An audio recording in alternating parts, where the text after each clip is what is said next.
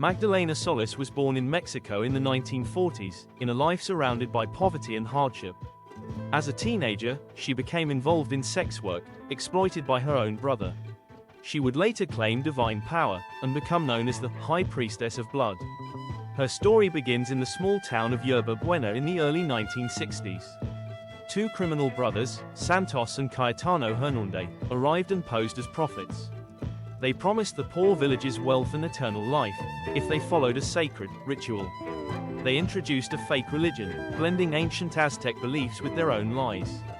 Villagers, desperate and uneducated, believed them. The Hernandez brothers soon needed someone to play the role of a goddess. They brought Magdalena to Yerba Buena and introduced her as the reincarnation of an Incan goddess. At first, she played along. But then, something shifted. She began to believe it.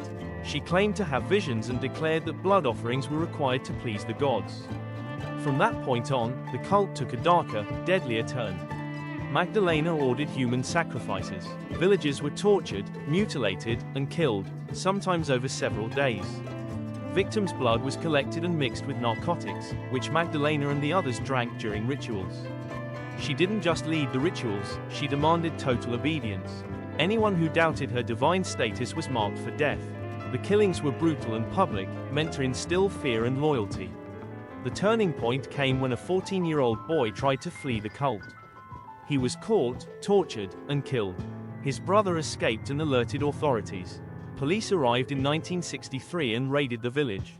They found the remains of multiple victims and evidence of the cult's violent rituals. Magdalena Solís was arrested and charged with multiple murders. Her trial shocked the nation. She showed no remorse, only pride in her divine mission. She was sentenced to 50 years in prison. The Hernandez brothers were both killed during the police operation. The cult of Yerba Buena became one of the most disturbing cases in Mexican history. It revealed how manipulation, belief, and desperation could be weaponized into violence.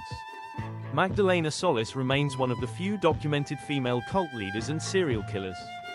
Her case still stands out, not just for its brutality, but for how religion and power were twisted into something deadly. Even now, the full number of victims may never be known.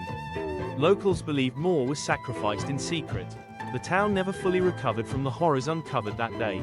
The High Priestess of Blood, Magdalena Solís, left behind a legacy of fear, control, and death. And a grim reminder of how far belief can be pushed when wielded by the wrong hands.